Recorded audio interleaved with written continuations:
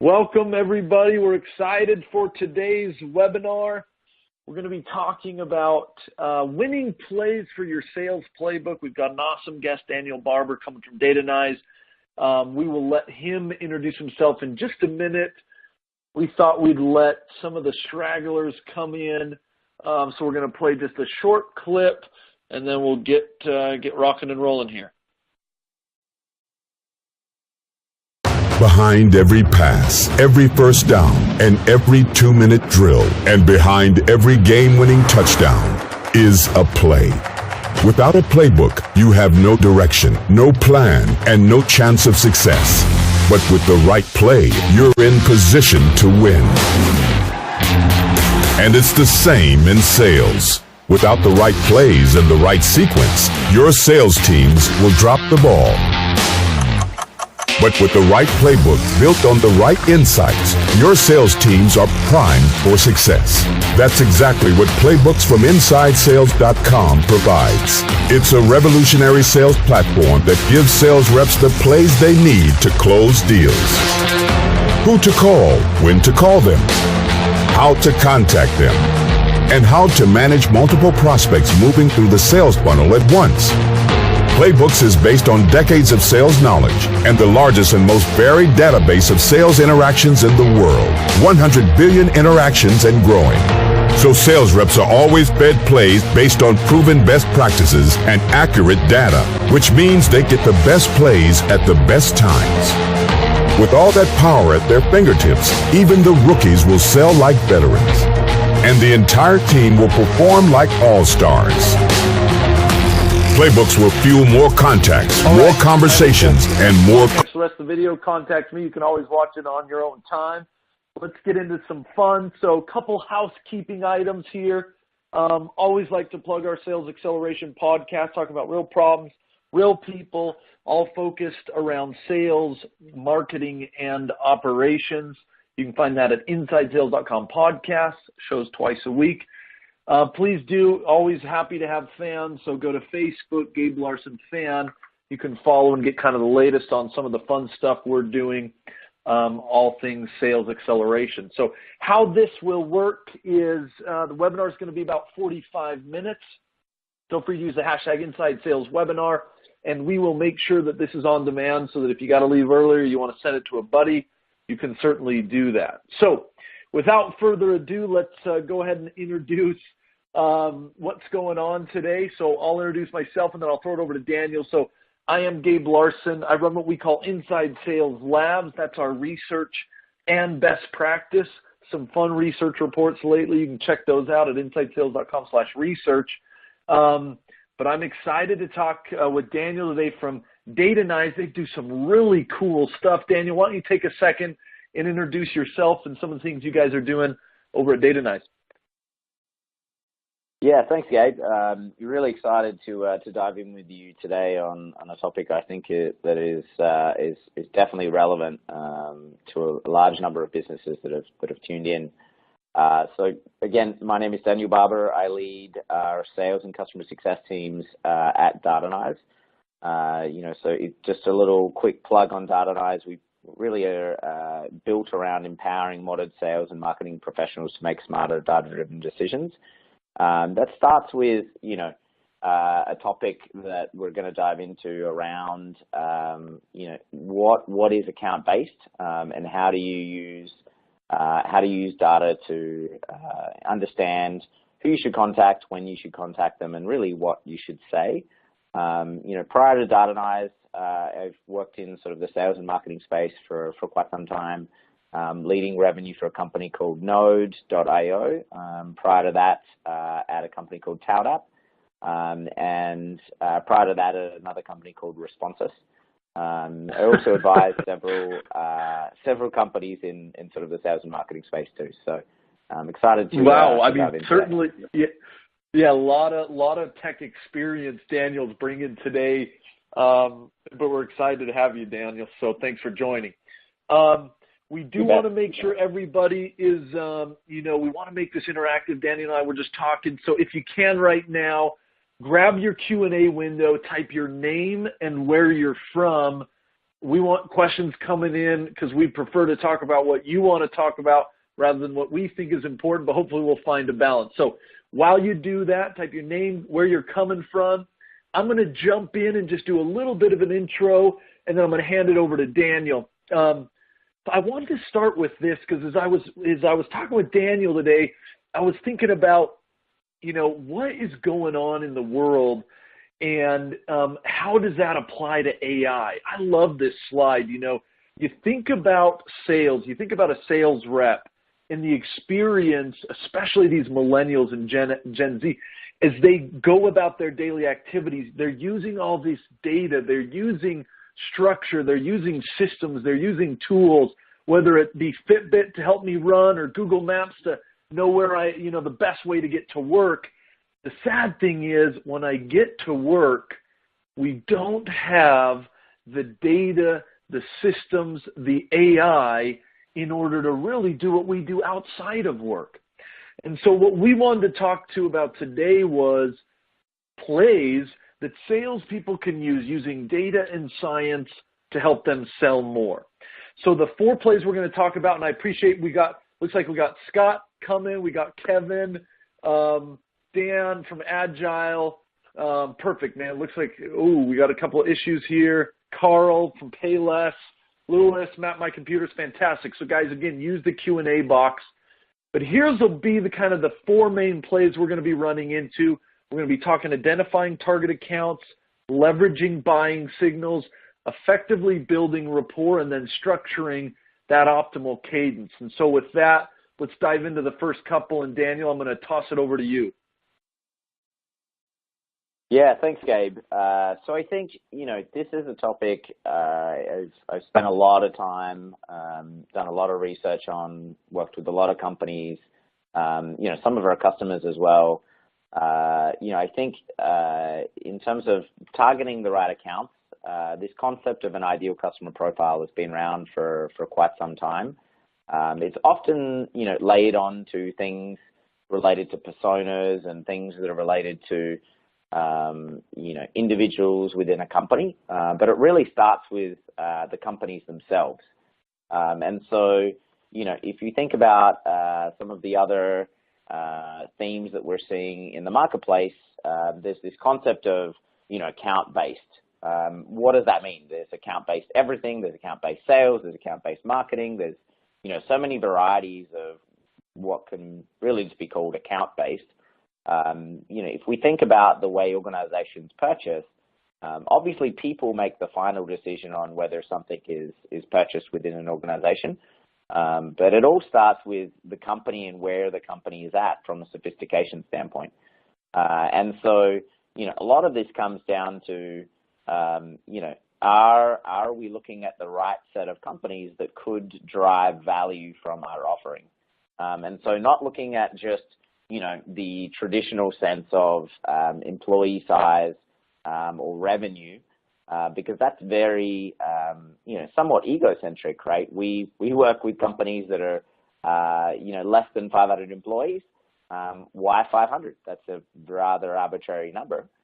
What happens in an organization when they hire that 501st person? We restructure our sales teams and restructure our customer success teams and restructure anyone that's touching the customer. So they get a different experience now just because they've added a new employee. So, I think what we're going to see and what we're seeing in some of our customers is a focus on the account. And the focus really starts with, where have they made technology investments within their organization, and how can, the particular products that we're looking to sell add value to their business. And so that could be, as an integration or a complementary product. And so there's many different signals, which we'll talk about in the upcoming slides, that indicate whether someone is actually ready to buy, and, which allows you to understand when to engage and potentially what to say. So, as we dive into this a little bit more, really what you need to do as you sort of thinking about your go-to-market strategy is what are the characteristics of your best customers, right? So when you see a company that's driving maximum value out of your product or service, what characteristics do those companies share? So do they use perhaps one of your integrations, and when they use that integration, you drive more value? And so trying to find those additional areas, so thinking about your product as not just the one central product, but it connects within an ecosystem in their business. So trying to find those characteristics. And so part of that is, looking at your total addressable market, so trying to understand all of the companies that share that ideal customer profile. And so that's really the starting point for any of the businesses today that are on the smaller side, the startups looking to secure their first few customers. But that also extends all the way up to enterprise companies that are, perhaps adding a new product line or extending into markets that they've not sold to in the past. But the key piece is not all data sets are created equally. That's where the first steps to understanding the target account starts with the right data in the first place. So, part of that is you need to understand your historical data to some extent on your existing sales cycle. So how long has it taken to close these customers? And how long has it taken them really to go through your buying experience to understand that they need to buy your product or service? That gives you insight into, if you're seeing companies that are shorter in the sales cycle while driving more value and are paying more money, then ideally you want to look for what are the characteristics of those companies. And also looking at the other aspects of the sales velocity formula. And so really that is, the sales cycle. What is the average contract value? So when you bring on a new customer, what is that contract value? And so averaging that out across your customer base. And then also looking at, how many times you're winning and how many times you're losing. So your win rate. So it starts with that. That's the first point. The next point is looking at those industries, the verticals, the employee size is a component, looking at the technology choices they've made, and really thinking about that data as, augmenting your existing historical data set. So this is sort of that second layer, which begins to build out into a model of your ideal customer profile. And then lastly, we see a lot of companies that have specific attributes. So in the case of inside sales, perhaps Gabe, I'm not sure how the team is structured, but I know that the product is priced per seat as an example. And so sales reps would use the product based on, their need for using inside sales. And so if a sales team is 300 and another sales team is 100, it's valuable to understand how many sales reps the organization has. And so an organization without a direct sales team is probably not a good fit for InsideSales.com. So, adding that layer of sort of company-specific data is critical because, if you're purely using employee size and revenue ranges, and I think every account executive or sales development rep is probably cheering right now, but, a company with 1,000 employees with, over $1 billion in revenue without a sales team is not a good fit for InsideSales.com. So, those two numbers as isolated data points don't give us enough, sort of validation there that it is an ideal customer for the business. So those are kind of the three main pillars of sort of the framework. And Daniel, can I just jump in here real quick? There's a couple interesting questions that are coming through. One from my buddy over at Market Source, Michael. Just generally thinking of this three-step process time-wise, I mean, how long should we be spending on trying to get these three steps in place? Any quick thoughts on that? Yeah, I think at the end of the day, it really depends on whether you've got sort of a short-term focus in the business or a long-term focus. I think if you're a small startup with a very low number of customers, this data shouldn't take a long time. You should be able to put it together pretty quickly. If you're a large enterprise, I would challenge anyone that's working in a large enterprise today, that the go-to-market team or the sales operations or business operations team, they should be spending a lot of time on this, because really it forms the foundation for, who is the right customer, and what does a customer of, XYZ organization look like. And so this data needs to be updated and refreshed on an ongoing basis, because the key component here is, which is a common fallacy in data. It's not a set and forget. The idea of like, okay, I just download a list or upload a list, or even just using the word list. Your customer changes every time a new one comes on board, right? So your customer profile changes, let's hope daily, assuming that you're bringing new customers on board. For that fact, you need to be updating this all the time. If you're in an enterprise, and to answer that question specifically, this should be front and center for the operations team, almost every day, and also disseminating that information to the sales and marketing teams so that they know what to look for in an ideal customer and can have compelling conversations about where they deliver value. Yeah, got it. Love it. I want you to keep going, Danny, but a couple others. Let me just see if I can get a quick thought on this one as well.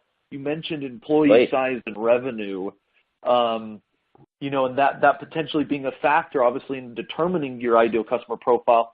A lot of, I think, orgs struggle with that. Should we go more on employee size, employee count? Should we go more on revenue to kind of determine? Do you use both, or do you recommend, going with one or the other when kind of really focusing in on that ideal customer profile? Yes, that's a great question. We have something that I'm really excited to share in a couple slides from now, which we're seeing some of our more forward-thinking customers adopting, and that is really the concept of this tech sophistication. Because you're right, businesses struggle to one, get accurate employee ranges and revenue ranges. So that's a challenge in itself, right? Because let's hope we're all growing businesses, but sometimes people are let go too, so those numbers go down. So I think, to that extent, it's just not really a sole measure of purchase propensity. And so, we're seeing our forward-thinking customers actually use a framework of tech sophistication, meaning where have they made investment in a particular department within their organization. And if they've made enterprise-grade investments in a particular segment of technology, they're far more likely to continue purchasing in that segment or in that function because they're sophisticated within that function. And so, we see, I think that's a changing movement. So we're excited, and I'm excited to share with this webinar today sort of what we're seeing in our customer base. Yeah, let's get into it then. That's probably a good segue. Cool. Yeah, beautiful. Thanks. So, the last thing I would say is, you've got a few different places where you find data, right? So some of it will be in the marketing department with, Marketo or HubSpot. Some of it will be in the sales department, which, extends into Salesforce. And marketing, of course, is interacting with likely all three of those. There's external data, which, so you look at, potential areas where you can get that data from.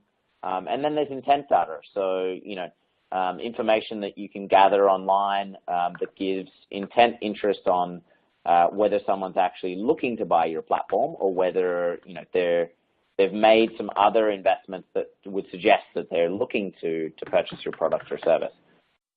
So, the way we think about this is definitely changing. This is a report from Netscope from late last year, where we're seeing, the average enterprise using over 1,000 cloud applications. This is, up from 977. But what I will say, to just kind of highlight this point, this report in 2015, that number was 500 applications. So we've seen this number grow significantly quarter over quarter, which has now meant that, there really is a foundational layer of technologies that every business is running on. And so understanding what those foundational layers look like is critical. So this is kind of what I was alluding to earlier. And so, you'll see on our Data and Eyes blog, we'll be sharing some of our customer stories around how they use this type of information to drive better conversations and more relevant contextual conversations. But, at a high level, what I would say here is you see, functional areas within the business. So whether that's marketing or sales or IT or HR, at certain stages, they will invest in certain applications. So, not listed here in the HR section, but if you're familiar with Gusto, so Gusto is a payroll provider. For Gusto, they focus on businesses that are under 100 employees. So right there, they're focused on small business. So if you're a company selling into the HR department or even just selling into any other department and you're trying to sell to small businesses, looking at Gusto as a qualifier for your business is probably a far more accurate measure than using employee size. And if you have any integration with Gusto or partnership with Gusto, even better, right? So, what we see is that people migrate down a curve, and so as they mature, they invest in, more sophisticated enterprise-grade applications. And so, they make their way from sort of the left side to the right side. But again, this is something you're going to see a lot more from Data and Eyes from a blog standpoint coming up. So I'm excited to give sort of a sneak peek on this webinar today. So, moving on to the signals themselves, what actually is it that you want to look for? Well, the key piece is research is really not enough, right? We spend so much time, and I loved your slide there earlier, Gabe, around what are we actually doing when we get into the office as sales professionals. It's just, you could spend hours looking for information on a specific company, but really you're just looking for a reason to have a conversation, or you're looking for contextual parts to make the conversation a little bit more compelling. And that's what we're doing each and every day as we have conversations with customers and future customers. So, part of that, the old way was really, we would look at content downloads. We would, go to the Marketo section and try to understand who's submitting forms. We would look at people who are requesting demos. This is pretty old-fashioned, right, from a software perspective. What we're now seeing is,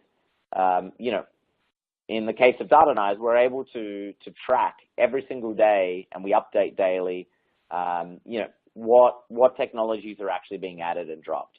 And so, if you were, again, using that Gusto example, if you were able to, and you were selling to companies under 100 employees and you had an integration with Gusto, the second that someone's added Gusto, you'd want to talk to them. And so, these signals coming in on an individual basis based on your accounts are really what is a game changer for companies and sales professionals trying to have more relevant conversations. So, and the last part, and this is an area where there's a whole host of companies that are in this particular area too, looking at who's actually visiting your website, understanding what technologies they're using, understanding perhaps, why they're coming to your site, where they're visiting on your site, getting that insight into the hands of the sales team is obviously powerful. But, I think, as I said, there's a whole host of platforms out there that assist in, looking at people that are interested in your product and service before they even get to your website. So I encourage folks to take a look at that as well. And I think, at this stage, I could get back to you, Gabe.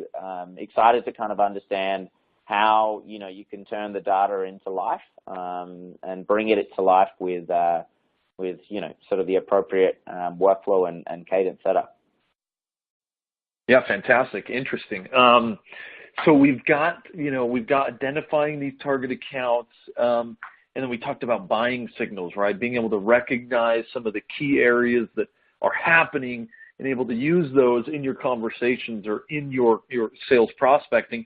I want to hit two more plays here with you. One is just dovetailing off what Daniel talked about on rapport.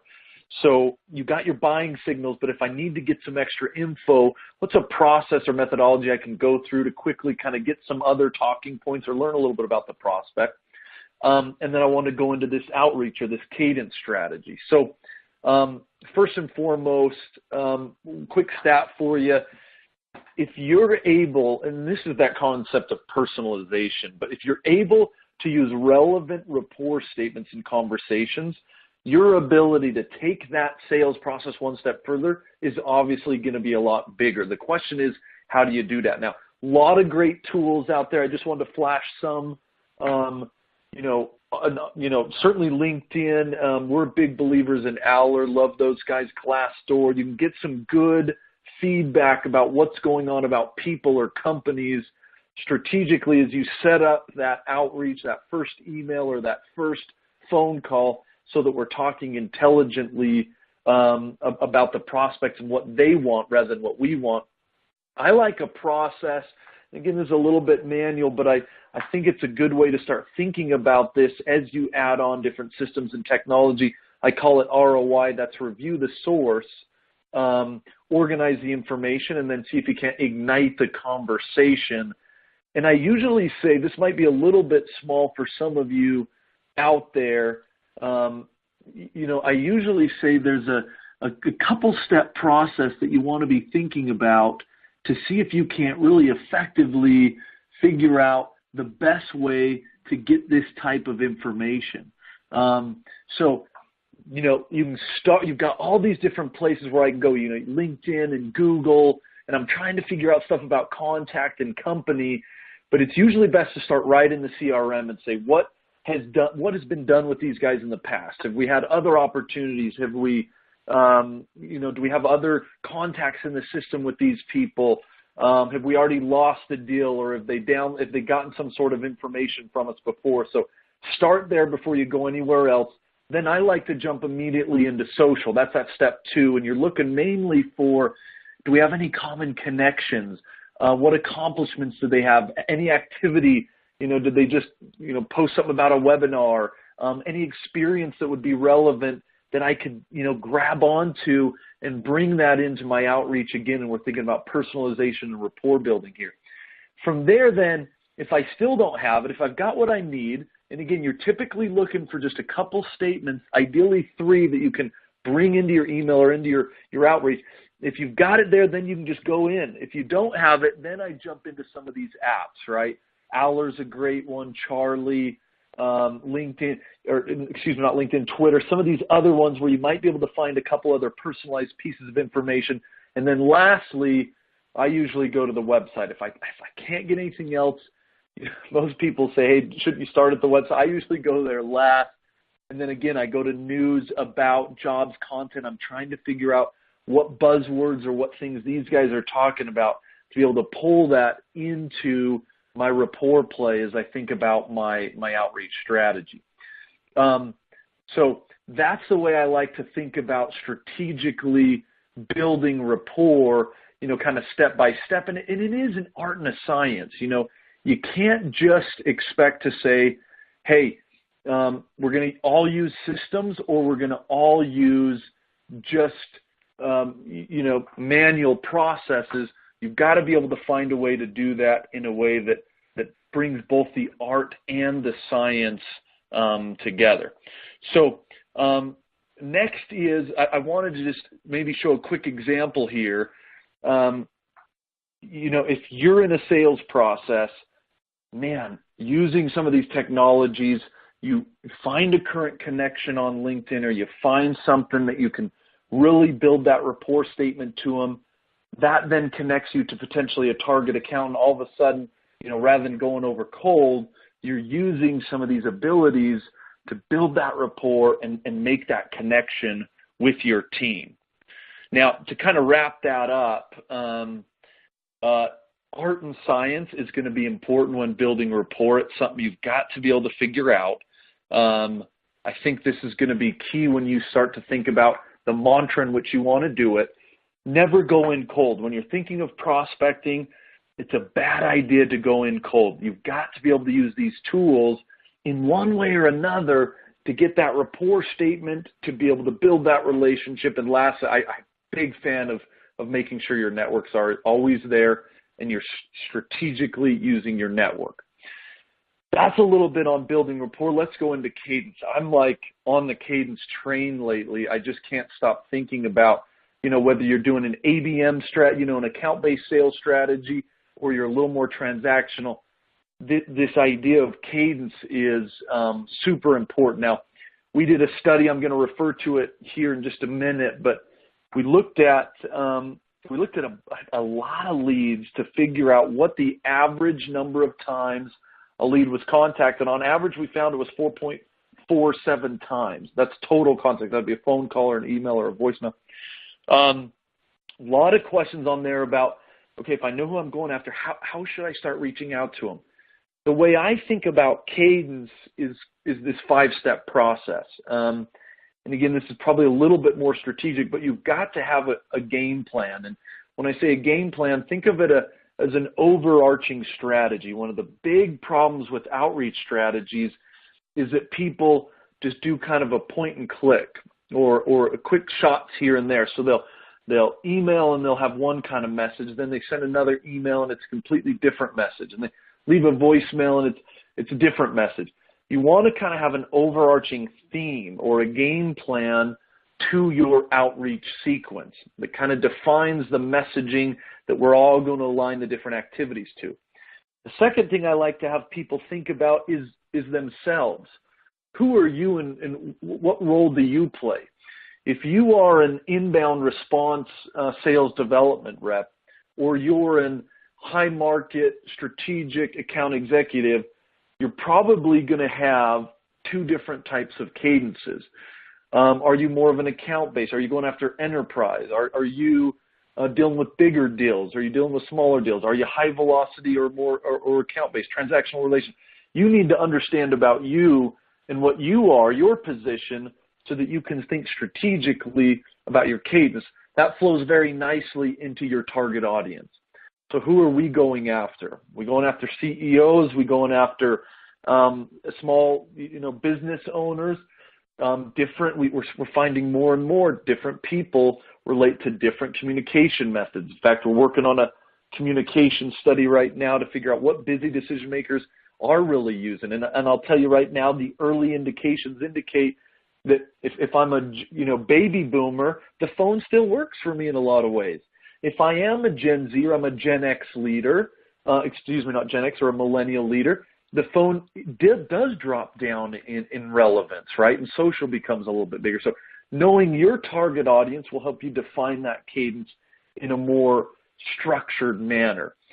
With that structure in place, then you're able to actually build the sequence. And that sequence is the activities that lead to a boost in contact and qualification rates. And that's the way I've always defined cadence. It's a sequence of activities that can increase contact and qualification rates. Now, a lot of people say, why are you even talking about qualification rates? Isn't it just contact?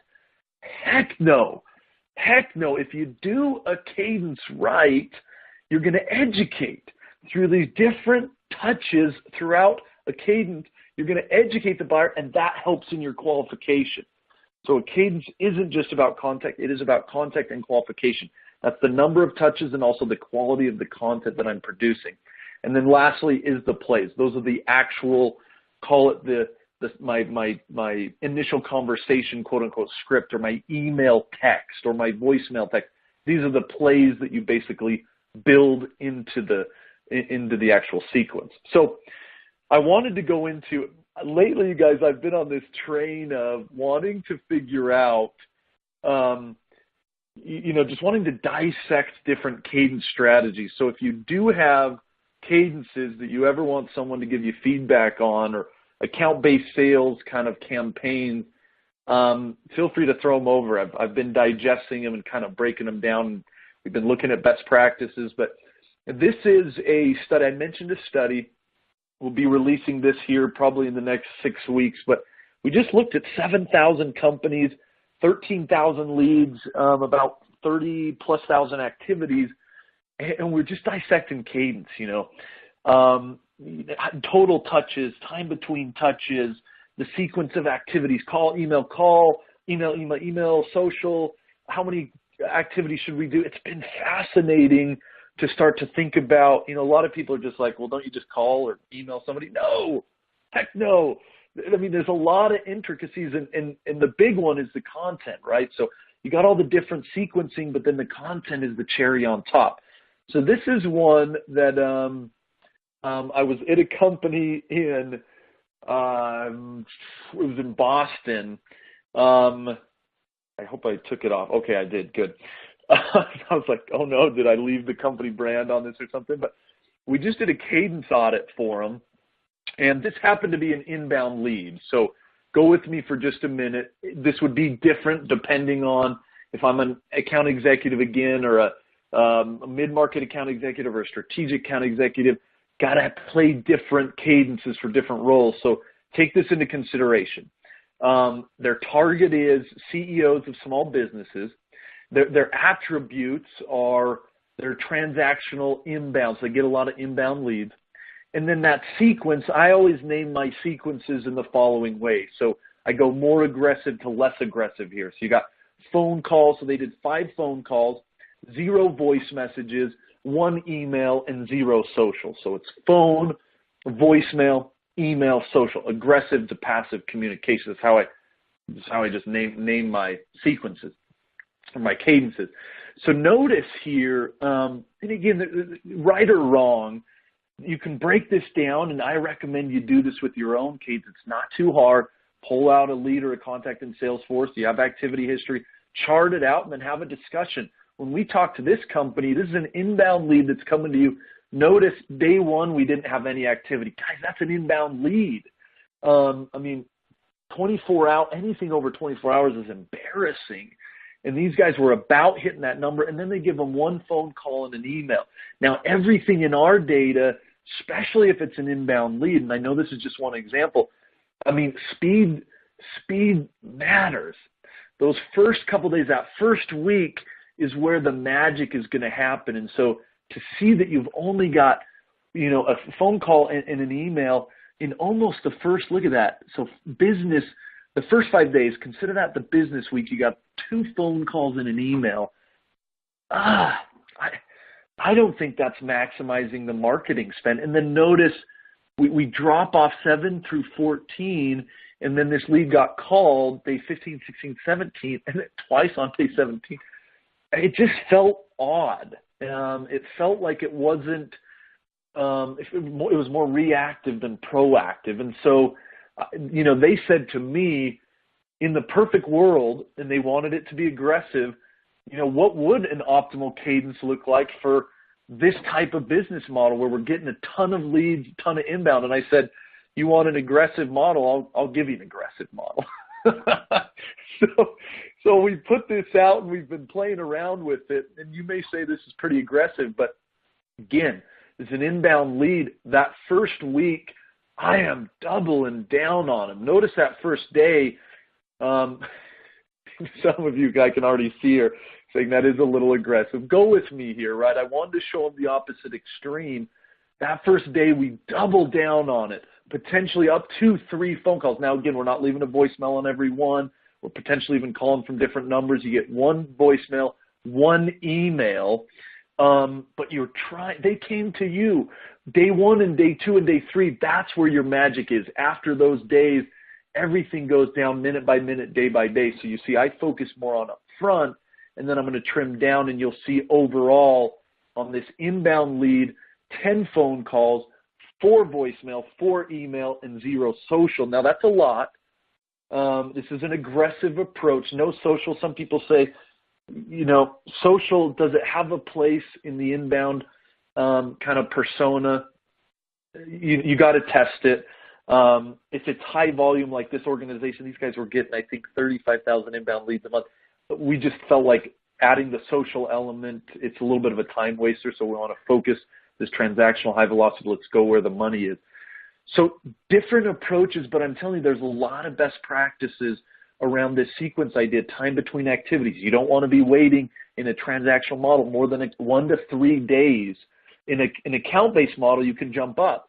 The overall duration, and you'll notice here we're just looking at about a week to 2 weeks of business. That's more for a transactional model. As you do an account-based or relational model, that jumps up to more like a month, potentially even 6 weeks. And so a lot of best practices, number of touches, time between activities, sequencing of activity, you want to be playing with as you think about your 5-step process to optimize your outreach cadence. Whew.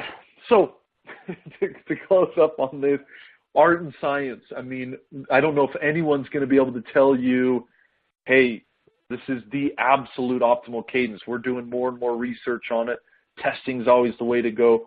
You want to take recommendations. You want to bring in what you know from the art side and see if you can't optimize it. Takeaways here, again, art and science. Remember, cadence is about contact and qualification rates. If you do it right and you have that plan, that theme, you can really educate and move them into more of a qualification zone. And lastly, personalization always trumps automation. So with that, I think we're just about to the end here. Certainly a couple takeaways we want to offer in just a minute, but we've got a few minutes for Q&A. And so I do want to see if we can open that up, Daniel, if that's okay, and potentially ask a few questions around some of these different plays. Is that all right? Yeah, let's do it. Okay, so Daniel, first one's for you, and I'm trying to kind of sort these out as we go here. Thinking about identifying target accounts, this is a little bit of a softball for you guys, but you walk through your 3-step process. What kind of tools are required? I've got a question here that says certainly our own data, but as we think about getting, again, employer revenue data, number of employees, what other tools or technologies would you recommend or maybe that you guys use in order to kind of tighten that down to really get that ICP? Yeah, that's a great question. I'll do my best to not just plug Data and Eyes, because you're right, it's definitely a layup there, so thank you. But I will say that the technology attributes are key. We obviously use firmographics as well. But, just a couple of fun facts, that we found internally from doing this. We looked at our customer base and looked for sort of our ideal customer. And so we found, a large number of our customers are Marketo customers. And what a surprise, Marketo was also a customer. But the interesting thing is with that, we found that our customers, when using Marketo, had a 40% higher deal size. We also saw their sales cycle decrease. And so, that became an instant qualification component on the new business side. Interestingly, on the renewal side, so if we look at our customer success or sort of account management team there, when someone's using Marketo, so they don't even need to be integrating that data into Marketo itself. If they're just using it, they're a more sophisticated buyer. And so we actually saw our retention rate was 33% higher on anyone that was just using Marketo. So I think, what I would say there is, there are a couple ways you want to evaluate external data sources. Really, there's 2 criteria. So this is, if there's one thing, if you're looking at data in any way, and this doesn't have to be with Data and Eyes, you really want to look at coverage and accuracy. Now, those things are often conflated, so people combine them and misunderstand how they work. The way I would think about coverage is, if a lead comes into your CRM, or if you're looking for someone to sell to, but let's use the former because it's easier, you want to look for the largest number of companies that a database actually covers. So, for example, Data and I, we track 40 million companies and update that information daily. There are companies in the space that will have larger, and there are an enormous number of companies that'll be smaller. So, you know, if a lead comes into your CRM, the coverage of that data provider will determine whether they have information to update and enrich your CRM. The accuracy component is really hard to determine the accuracy, just because how do you do that? Do you walk across the street and try to find whether they're actually using Marketo? My advice to anyone that is evaluating platforms, ask them and be very specific about how often they update their data. You know, for example, we update daily, so you know, we find that's certainly frequent enough. But you know, looking for those two criteria is generally how I advise companies to evaluate data providers. And you know, obviously from an account side, we can serve that, but there are other companies to look at as well. So definitely do your research. No, I love it. And we got an immediate follow-up to this, Dan Fitzpatrick. I'm going to get yours right now, and then I'll shove a couple other questions down the list because it's a good probably follow-up to this. So Dan says, it's fascinating, you know, about kind of getting that internal data, especially around the different tools. He's like, one of the things I find difficult is, you know, finding accounts that have interest or have intent to buy. Is there, and this maybe falls a little more into your buying signals kind of conversation, Daniel. So he says, what approaches or techniques do you guys recommend to discern this part of kind of the, you know, identifying that ideal customer profile? Yeah, that's a great question. So I'll share with you a little example from, you know, my time at Responsys. You know, at Responsys, so, you know, most folks on the line may not be familiar, but, you know, an email marketing platform, primarily used by companies that are selling to consumers. So companies like Whole Foods or Southwest Airlines or JCPenney would use Responsys as their email platform to send, you know, millions, or in fact, in the case of JCPenney, billions of emails. And so, you know, they would spend hundreds of thousands, in the case of JCPenney, multi-million-dollar contracts with Responsys. And so we knew that, you know, we were a significant premium over anyone in the marketplace. You know, I'm sure many of us know MailChimp or Constant Contact, or, you know, some of these smaller email vendors. You know, they would not be companies that JCPenney would use, and Constant Contact would not want to work with JCPenney. So, you know, we understood that, you know, JCPenney is going to send an enormous number of emails, but there are established players in the website analytics space. Some of them are next door neighbors to, you know, the folks at Inside Sales, being in Utah, which was at that time Adobe Omniture, Core Metrics, and Web Trends.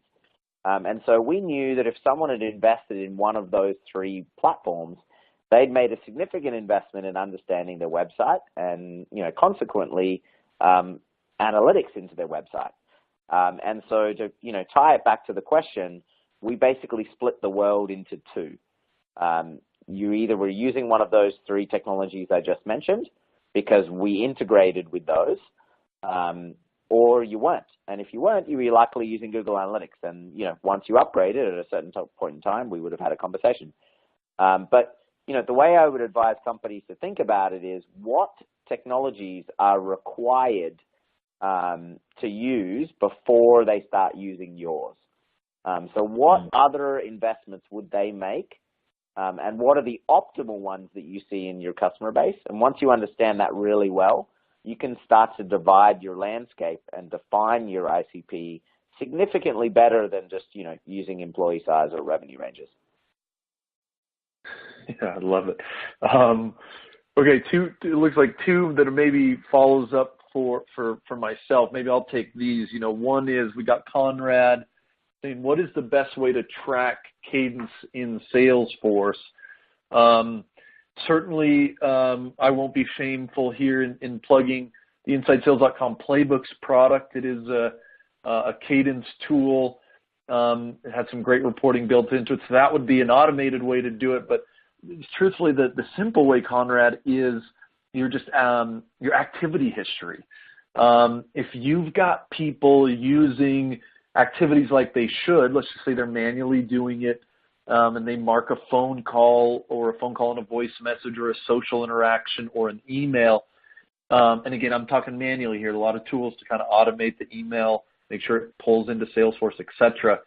But if you've got that activity history, you run an activity history report, you should be able to see that, or you should be able to just look at one by one. I mean, grab 5 of them, chart them out, and kind of see what we're looking at as far as kind of a cadence structure. That'd be my thoughts there.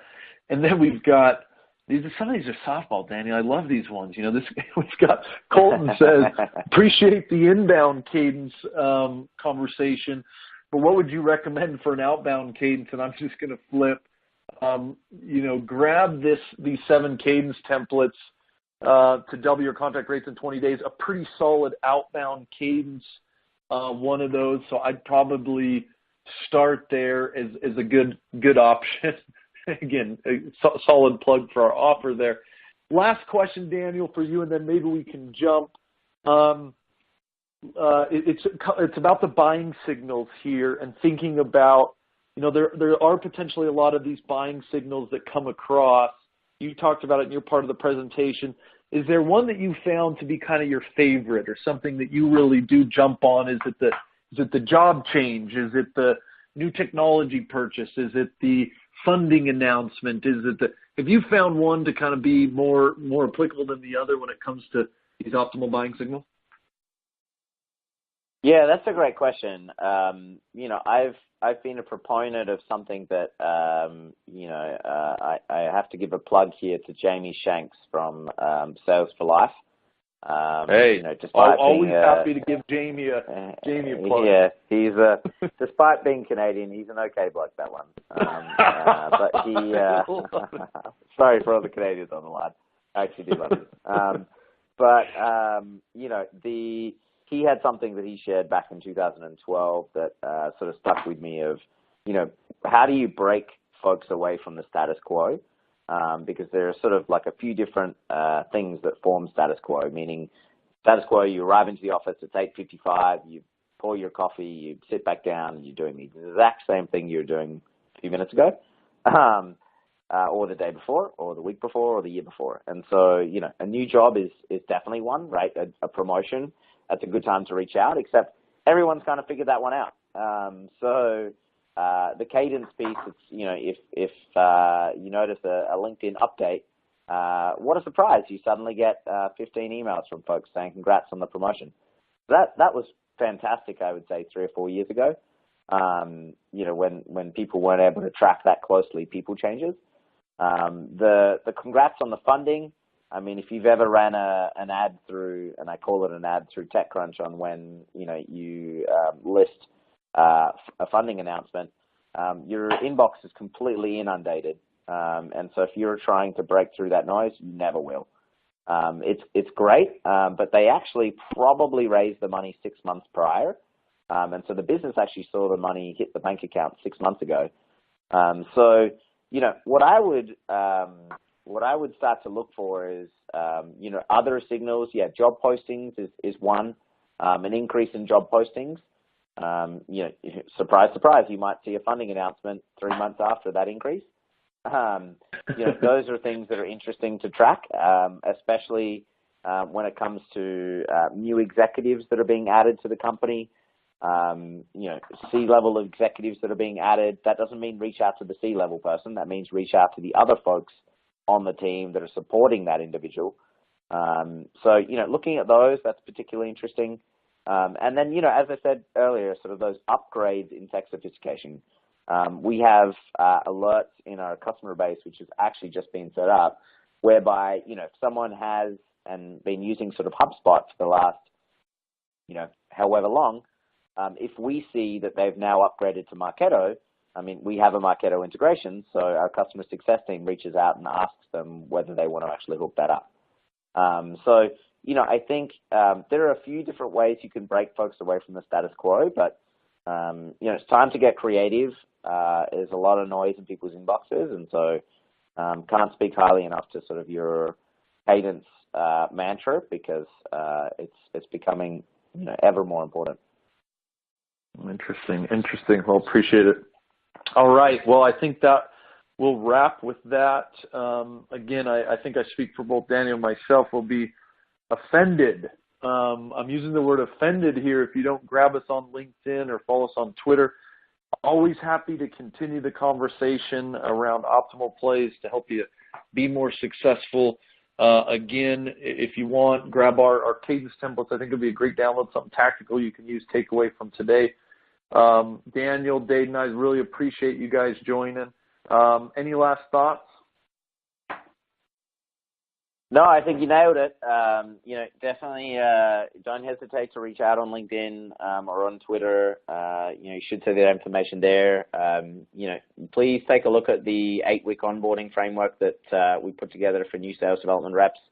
Obviously promote that. I think it's something that sales development's becoming a bigger and bigger part of every organization. And so anything that you can read to help you onboard yourself and onboard your peers is a good start. Awesome. All righty. Well, everybody, hope you have a fantastic day. And with that, let's get at it. Cool. Thanks, Gabe.